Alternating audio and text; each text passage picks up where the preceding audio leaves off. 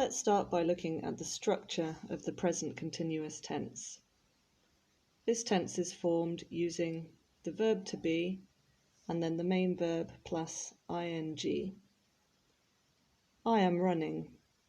He is studying. She is studying. It is studying. You are going. We are going. They are going. The negative is formed by using the verb to be plus not, and then the main verb plus ing. I am not eating. Am not can be contracted to I'm not. I'm not eating. For he, she, and it, we say is not, which can be contracted to isn't. He isn't singing. She isn't singing. It isn't singing. For you, we, and they, we use are not, which can be contracted to aren't. You aren't sleeping. We aren't sleeping. They aren't sleeping. For questions, we reverse the position of the verb to be and the subject. Am I driving? Is he dancing? Is she dancing? Is it dancing? Are you stopping? Are we stopping? Are they stopping? Let's look at the short answers now. Are you driving? Yes, I am. Yes, he is. Yes, she is. Yes, it is. Yes, you are. Yes, we are. Yes, they are. No, I'm not. No, he isn't. No, she isn't. No, it isn't. No, you aren't. No, we aren't. No, they aren't. Now, it's much more natural in speaking when we use the negative to contract. So it's far more typical to say I'm not than I am not. Now let's look at the spelling rules. Now, normally we simply take the base form of the verb and add ing, but there are some exceptions to this. If the verb ends with consonant, vowel, consonant, then we double the final consonant and add ing. Run, running. Stop, stopping. Swim, swimming. Refer, referring. Defer, deferring. Now, there are some exceptions to this rule. So, in this list of verbs, they all end consonant, vowel, consonant, and only two of them have more than one syllable: refer, defer. Now, these verbs are stressed on the final syllable, but if the verb is stressed on the first syllable, then we don't double the final consonant. We simply add ing. Let's see some examples. Happen, happening. Enter, entering. Offer, offering. Listen, listening. Notice that the T in listen is silent. We don't say listen, but listen. If the verb ends with X, Y, or W, then we don't double the final consonant, we just add ing. Mix, mixing. Enjoy, enjoying. Grow, growing. If a word ends with IE, then we change it to Y and add ing. Lie, lying. Die, dying. Tie, tying. If a word ends with E, then we remove the E and add ing. Take, taking. Make, making. Give, giving. Have, having.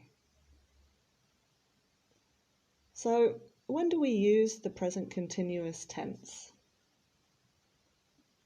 First of all, for actions that are in progress at the time of speaking. Now, or at the moment. In the example, I am singing, the action started before now and is in progress at the time of speaking. It may or may not continue afterwards.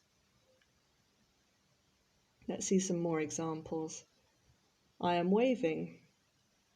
He is buying a new bike. He isn't writing a story right now. We are studying at the moment. Look, that dog is jumping.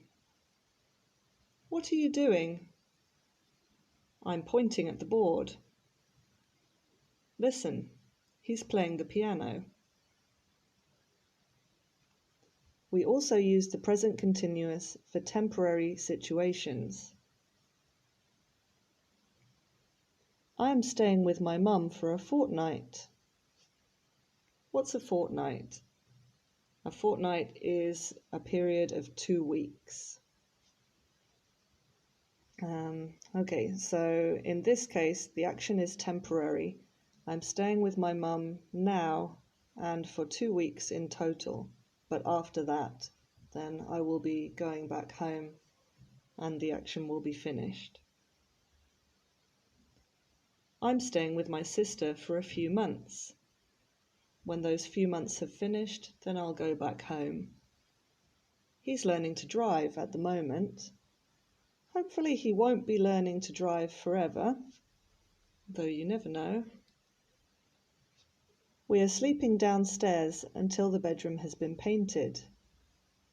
When the bedroom is painted, then we will be able to sleep upstairs again. I'm doing a Spanish course this month.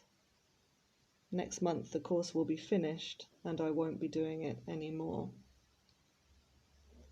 They usually work in the evening, but this month they're working in the morning. We also use the present continuous tense for future arrangements. An arrangement is basically a future plan, but generally involves another person. It's the most certain, really, of the future tenses. So, I'm meeting my friends at 9 o'clock tonight. This is an arrangement. I have spoken with my friends and we have agreed the time that we will meet and the place that we will meet.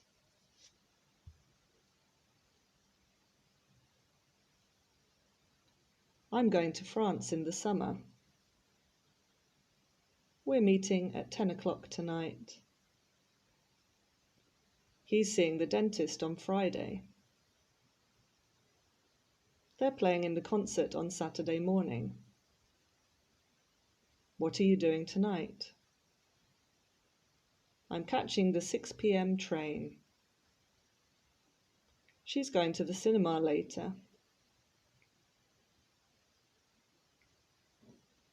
We can also use the present continuous tense with always to emphasize that something happens too frequently. I'm always losing my keys. The action has happened in the past many times and will probably happen in the future as well. This is an action that annoys us. I'm always losing my glasses. My neighbours are always playing loud music at night. English people are always saying sorry. My mum is always leaving the lights on. Why are you always complaining?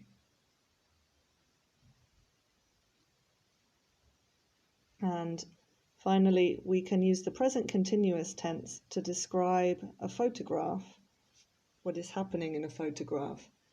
Now, if you are doing a Cambridge B1 exam, then you might have to do this task. So, let's look at this photo. He is holding a glass of wine. They are looking at each other. They are smiling. She is wearing a blue t-shirt. He is wearing a blue shirt and a suit jacket. He is wearing glasses.